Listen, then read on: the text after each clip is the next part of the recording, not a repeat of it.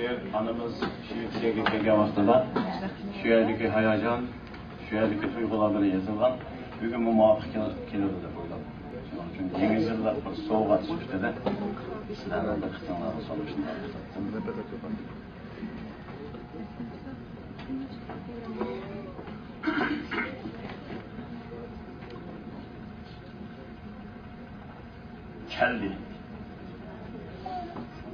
Keldi. Nemi geldi? Kim geldi? Telefonda avaz geldi. Anımız kilovatıdı. Nemi kılımız, kanda kılımız. Vah! Bizde ciddilik, hayacan, hoşallık geldi. Hiç içimizge sığmayıvatkan, hiç kaçan körülmegen şartlık geldi. Geldi. Nemi geldi? Kim geldi? Ulu kök Tanrı yetkizgen ak romanlık perişten geldi. Ya perişteler kol koşturup durdu bir yakta onun hizmetine tayyar bulmuşum. Çünkü Uygurların anası Humay ana kayıt geldi.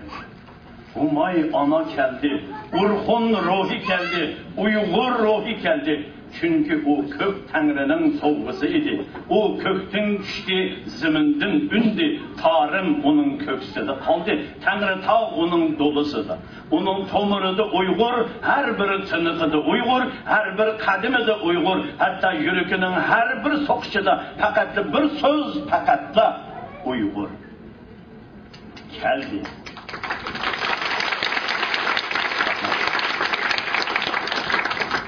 Nemi geldi? Kim geldi?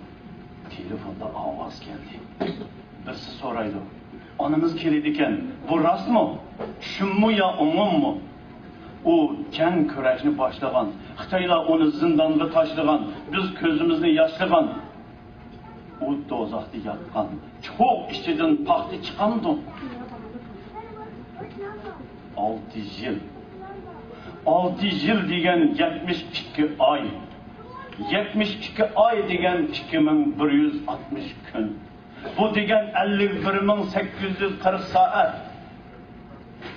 Rabia ana, dertlerini sözleştim burun, beni bir saat öğre turguzup koygun. Sen tattan azapның neçe mingden birini bolsa mı?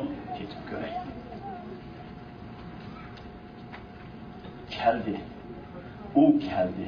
O bugün aramıza geldi. O bugün cennetten haberini elip dozaqdan geldi. Uygur'un bəxti üçün öz bəxtidən keçdi. Uygur'un vicdanı üçün xorlandı. Uygur'un kaygısı üçün zəhmət gördü. Ey süyümlük insan nimen kam idi? Öyün ba idi. Maşinan ba idi. Pulun ba idi. Yolun ba idi. Hemmisi ba idi. Yok. Senin nazarında bu hiç nerse emas idi. En kıymetlik nerse senin ruhin, urhun ruhi idi. Tomurlarında hakkını Humay ananın kini idi. Ey suyumluk insan, Xitay zindanlara da yattın ama tömür bulup kattın. Ya altın bulup kattın. Ya almas bulup kattın. Bir kigen Tayland'dan sen Uygur'un vicdanı, sen Uygur'un numusu, sen Uygur'un ülgüsü, sen Uygur'un yürüki, sen Uygur'un tınıkı, sen Uygur'un belgisi, sen Uygur'un suyumluk, en hürmetlik anısı. Kut olsun, merhaba, hürmet taklidi bir katil Rabia ana.